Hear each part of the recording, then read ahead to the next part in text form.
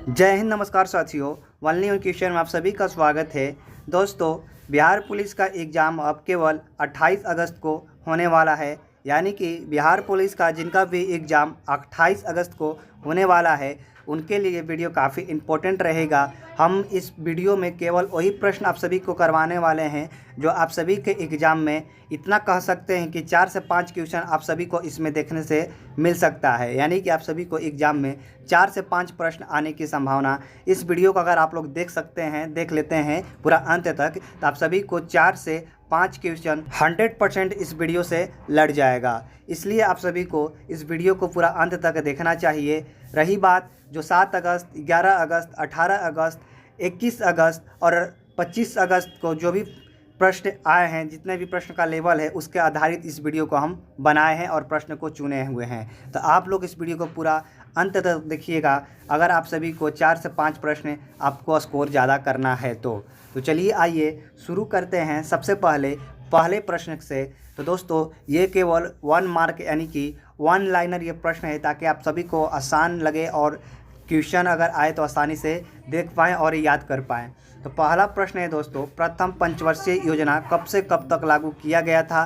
तो याद रखिएगा, प्रथम पंचवर्षीय योजना दोस्तों 1951 से लेकर 1956 ईस्वी तक चला था। ठीक है, चलिए दूसरा प्रश्न देख लेते हैं। इंदिरा गांधी ने गरीबी हटाओ का नारा दिया था कब? दोस्तों, इंदिरा गांधी ने गरीबी हटाओ का नारा दिया था कब? तो ये कब दिया था दोस्तों, याद रखिएगा। तो 5वीं पंचवर्षीय योजना के काल में दिया था। कौन दिया था? तो इंदिरा गांधी, जो कि भारत की प्रथम महिला प्रधानमंत्री थी। अगला प्रश्न है दोस्तों, प्रधानमंत्री ग्राम सड़क योजना प्रारंभ की गई थी कब? तो याद रखिएगा, प्रधानमंत्री ग्राम सड़क योजना जो प्रारंभ की गई थी दिसंबर 2000 ईस्वी को प्रारंभ किया गया था। हम दोस्तों धीरे धीरे पढ़ेंगे ताकि आप सभी को अच्छे से समझ में आए। और जिनको भी वीडियो अच्छा नहीं लग रहा है तो आप लोग इस वीडियो को से दूर हो जाइए। अगर आप सभी को 4 से 5 प्रश्न आप सभी को स्कोर ज़्यादा करना है तो इस वीडियो को ज़रूर देखिएगा। हम इतना कह सकते हैं कि इसमें से 4 से 5 प्रश्न आप सभी को ज़रूर एग्जाम हॉल में देखने को मिलेगा। तो चलिए आइए अगले प्रश्न की ओर देखते हैं। अगला प्रश्न है, रबी फसल बोई जाती है कब से कब तक? इम्पोर्टेंट प्रश्न है। तो याद रखिएगा, जो रबी फसल बोई जाती है अक्टूबर से लेकर नवंबर के बीच में बोई जाती है। वहीं बात करें खरीफ फसल बोई जाती है कब से कब तक? तो याद रखिएगा, जो खरीफ फसल बोई जाती है जून से जुलाई में बोई जाती है। रबी फसल अक्टूबर से नवंबर में और खरीफ फसल जून से जुलाई में बोई जाती है। वहीं बात करें कि रबी फसल कौन कौन सी होती है, ये भी आप सभी को याद करना जरूरी होता है। तो रबी फसल कौन कौन से होते हैं दोस्तों? तो गेहूं, जौ, चना, मटर और सरसों, ये सब क्या है? तो ये रबी फसल हैं।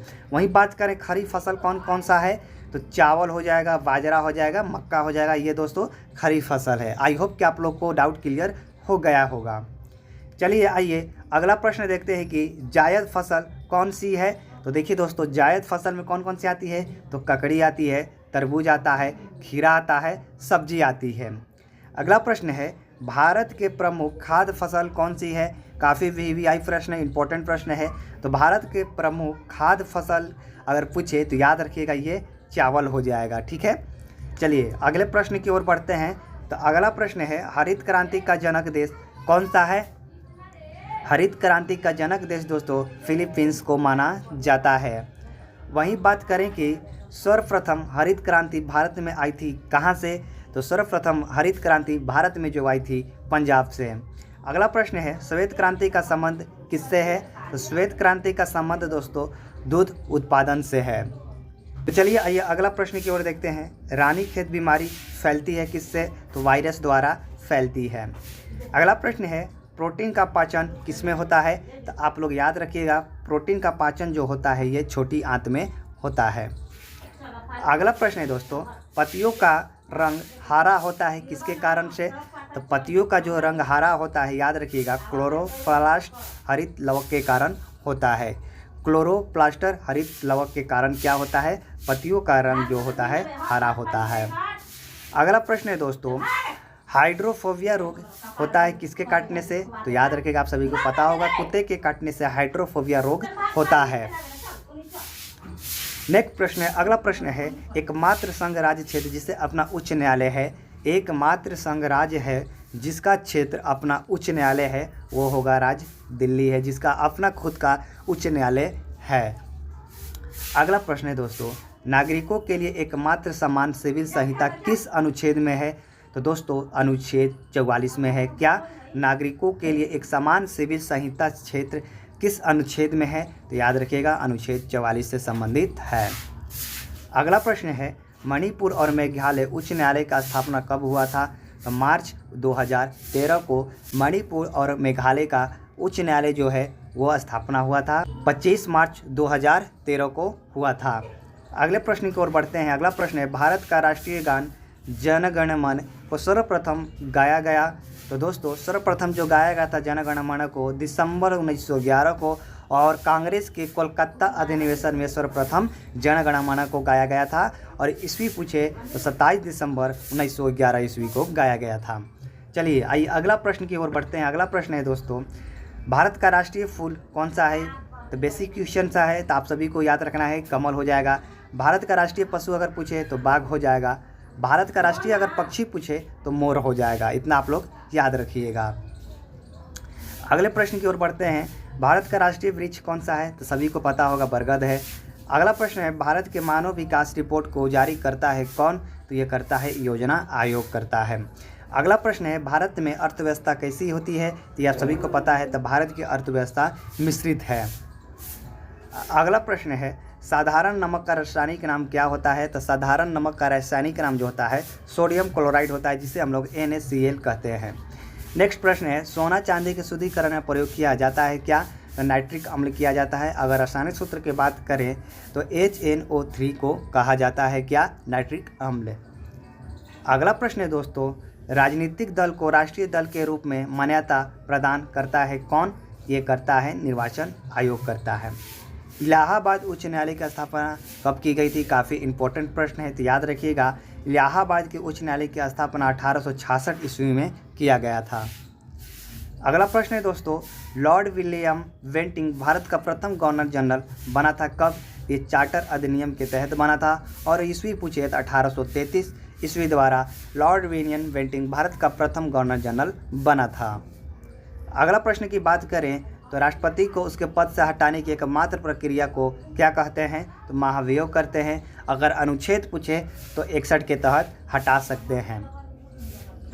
अगले प्रश्न की ओर करते हैं, तो राष्ट्रपति का चुनाव लड़ने वाली प्रथम महिला उम्मीदवार कौन थी? जो राष्ट्रपति का चुनाव प्रथम बार लड़ने वाली यानी कि सर्वप्रथम लड़ने वाली महिला वो कौन थी? याद रखिएगा ये होगी कैप्टन लक्ष्मी सहगल है, जो कि राष्ट्रपति का चुनाव लड़ने वाली प्रथम महिला उम्मीदवार थी, कैप्टन लक्ष्मी सहगल, याद रखिएगा। चलिए अगले प्रश्न की ओर बढ़ते हैं। काफ़ी वीवीआई प्रश्न आप सभी को करवा रहे हैं। अगर आप सभी को ये वीडियो अच्छा लग रहा है तो प्लीज़ वीडियो को लाइक कीजिएगा और दोस्तों में ज़रूर शेयर कीजिएगा, और कमेंट में ज़रूर बताइएगा कि आप सभी को ये प्रश्न कैसा लगा। तो अगले प्रश्न की ओर बढ़ते हैं। अगला प्रश्न है दोस्तों, कपास की खेती के लिए उपयुक्त मिट्टी कौन सी होती है? तो कपास की खेती के लिए अगर आप माने तो उपयुक्त मिट्टी अगर हो तो काली मिट्टी, जिसे हम लोग रेगोर मिट्टी के नाम से भी जानते हैं। अगला प्रश्न है, सबसे अधिक घना आबादी वाला सार्क देश कौन सा है? जी हाँ दोस्तों, आबादी वाला सार्क देश पूछ रहा है, सबसे ज़्यादा घनी आबादी वाला, तो ये बांग्लादेश हो जाएगा। नेक्स्ट प्रश्न की ओर बढ़ते हैं। अगला प्रश्न है, देश के नगरों की सर्वाधिक जनसंख्या कौन सा राज्य में है? यानी कि भारत देश में सर्वाधिक जनसंख्या वाला राज्य कौन सा है नगरों का? तो ये तमिलनाडु हो जाएगा, जो कि 832 है। ये कौन सा है? तमिलनाडु है, देश के नगरों के सर्वाधिक जनसंख्या वाला राज्य है। अगला प्रश्न पूछे, जापान का मैनचेस्टर किसे कहा जाता है? तो ओसाका को कहा जाता है।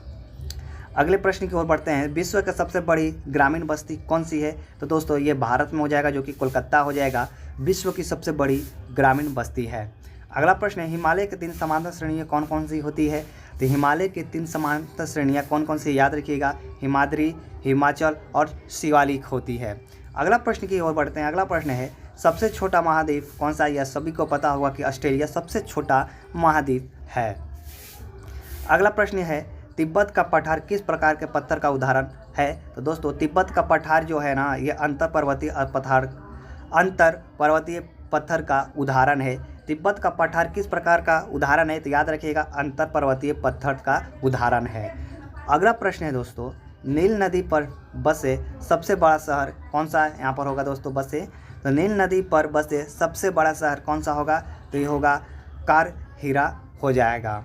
तो दोस्तों अगला प्रश्न की ओर बढ़ते हैं। तो यहाँ पर है पाकिस्तान की सीमा से सटे भारतीय राज्य कौन कौन से हैं? यहाँ पर समिति नहीं होगा, सटे भारतीय राज्य कौन कौन से हैं, थोड़ा आप लोग सुधार लीजिएगा। तो देखिए कौन कौन से पाकिस्तान से सटे सीमा से जो राज्य हैं वो है गुजरात, जम्मू कश्मीर, पंजाब और राजस्थान जो है ये पाकिस्तान से सटे हुए हैं। अगले क्वेश्चन की बात करें तो भूकंप की तीव्रता मापी जाती है किससे? तो रिक्टर पैमाने पर मापी जाती है। अगला प्रश्न है प्लासी का युद्ध कब हुआ था और किसके बीच हुआ था? तो याद रखिएगा प्लासी का युद्ध 23 जून 1757 ईस्वी को हुआ था। अंग्रेज और सिराजुद्दौला के बीच में लड़ा गया था। अगला प्रश्न है दोस्तों गुप्त काल की राजकीय भाषा क्या थी? तो गुप्त काल की राजकीय भाषा संस्कृत थी। अगला प्रश्न है भारतीय इतिहास का स्वर्ग युग कहा जाता है किसे? तो गुप्त काल को भारतीय इतिहास का स्वर्ग युग कहा जाता है, गुप्त काल को याद रखिएगा। अगला प्रश्न है सबसे पहले पालतू जानवर किसे बनाया गया था? आप सभी को पता होगा कुत्ता को बनाया गया था। प्राचीन हिंदू विधि का लेखक कौन है? तो काफ़ी इंपॉर्टेंट प्रश्न है। तो ये आप सभी को दोस्तों मनु हो जाएगा, ये आप लोग याद रखिएगा, यहाँ पर टाइप करने में मिस्टेक हो गया। प्राचीन हिंदू विधि का लेखक कौन सा होगा? तो याद रखिएगा ये मनु हो जाएगा। ठीक है, अगला प्रश्न की ओर बात करते हैं। हड़प्पा के लोगों का अनभिज्ञ थे, यानी कि हड़प्पा के लोग जो थे किससे अनभिज्ञ थे, अपरिचित थे? तो याद रखिएगा ये लोहा से अपरिचित थे। तो दोस्तों ये था काफ़ी इंपॉर्टेंट प्रश्न। इस वीडियो को आप लोग पूरा अंत तक देखे होंगे तो आई होप कि आप सभी को 4 से 5 प्रश्न ऑलरेडी बढ़ जाएगा आप सभी का स्कोर, जिनका भी 28 अगस्त का बिहार पुलिस का एग्ज़ाम होने वाला है।